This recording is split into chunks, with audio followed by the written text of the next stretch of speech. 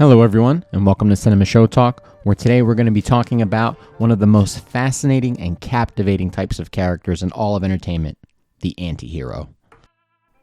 How do we define an anti-hero, though?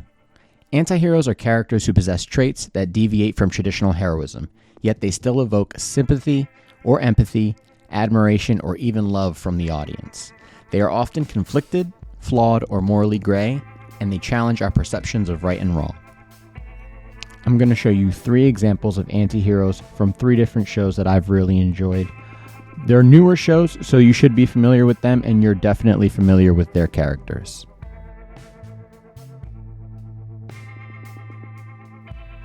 Number 1, Walter White, Breaking Bad. Now, for those of you who aren't familiar with Walter White, he is a high school chemistry teacher who gets diagnosed with cancer, and as a result of that, turns to a life of crime. Basically cooking methamphetamine and selling it. There's a lot more to the story, but I'll keep it simple at that. What I want to talk about is the character himself. Walt's character goes through an arc, and it's one of the best arcs that I've ever seen in television, if not the best arc, and it's a prime example of the anti-hero. He starts out as this really mild-mannered high school teacher who just wants to provide for his family, but as the series progresses, he becomes more and more involved in the criminal underworld and makes some decisions that are both equally terrifying and admirable. He takes on the mantle of Heisenberg, a ruthless drug lord who will stop at nothing to protect his empire.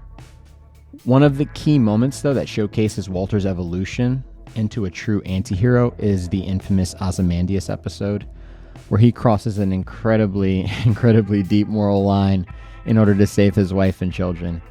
It's a scene that's both incredibly heart-wrenching and thrilling, and it perfectly demonstrates just how far Walt is willing to go to protect his family. I don't want to put any spoilers in here, but if you've seen the show, you know what I'm talking about. Despite his many flaws and all the problems that he's had and all of his transgressions, we can't help but root for Walt, despite everything, because he's driven by a sense of purpose. You know, he does have a sense of loyalty, especially to Jesse, and a desire to do what he believes is right, despite doing all the things wrong previously. Number 2, Jax Teller, Sons of Anarchy. Jax Teller, the vice president of a motorcycle club, is torn between his loyalty to his brotherhood and his love for his family. He's a man of contradictions, both violent and vulnerable, moral and immoral, and his actions often have tragic consequences for the people around him and for the people that he's involved with. Yet, we can't help but admire his sense of justice, his bravery, and his unwavering commitment to his principles. He is a fascinating character, and I'm sure if you haven't watched the show, watch it and you will enjoy it. Jax Teller is a fascinating character because he embodies so many contradictions, like I said. On one hand, he's violent and a ruthless outlaw who is not afraid to use force to get what he wants. On the other hand, he's this very loving father, very devoted, who just wants to protect his family, especially his son. He's torn between his loyalty to his brotherhood, the Sam Crow Sons of Anarchy motorcycle club, and the love for his family. And it's this inner conflict that makes him such a compelling character over the course of the 7 seasons. There are a lot of moments in the show that you can point to for an example, but the main one that I want to highlight happens towards the end of the show, in the last season, when Jackson's wife is killed and he's trying to avenge her death. He goes through this process of basically trying to determine who did it. Even after he thinks he's got the right person, he finds out it's not. But then he sets out on this mission of retribution, determined to bring whoever was responsible to justice. And then we get to that point, come to find out, well, it's known to us as the audience, but to him, it's his mother. And that's such a Hamlet-esque tragedy.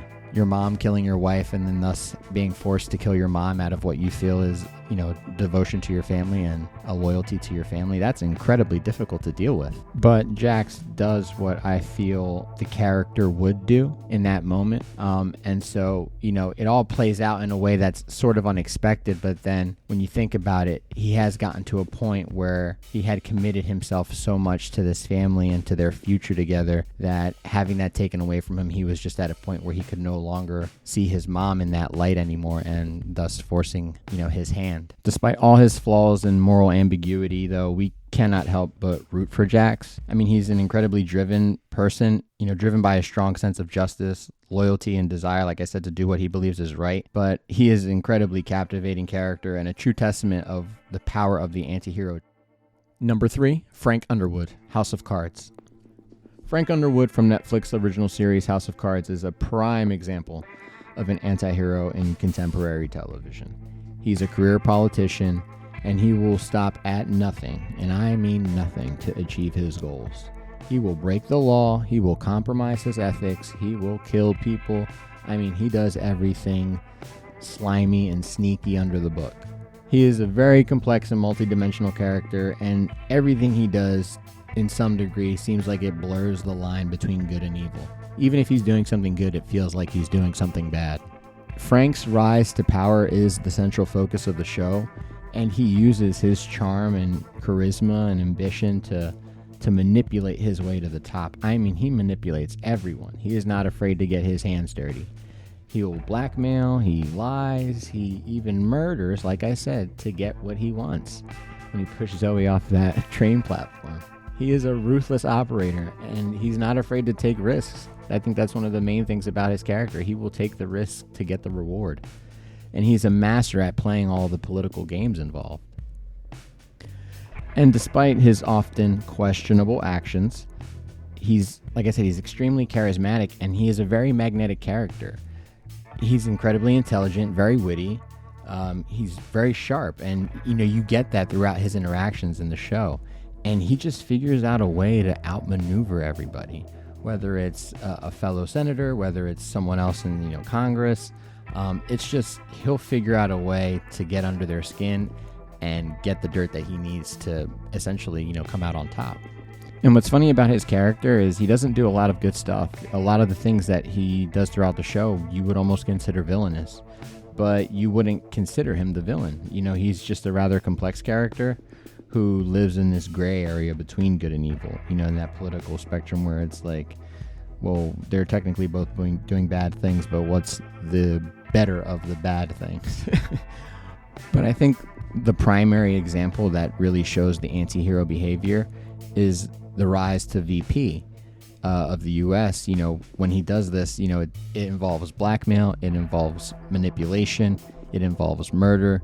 He's not afraid to use any of his power, any of his influence to bend the others to his will, and he shows very, very little remorse for any of his actions, including to his wife, even though they have a strained relationship throughout the show.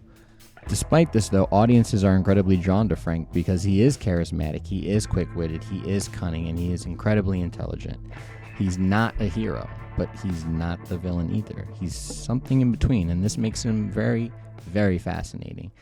So thank you so much for watching. If you enjoyed this video, be sure to like and subscribe for more content. What do you say? Till next time?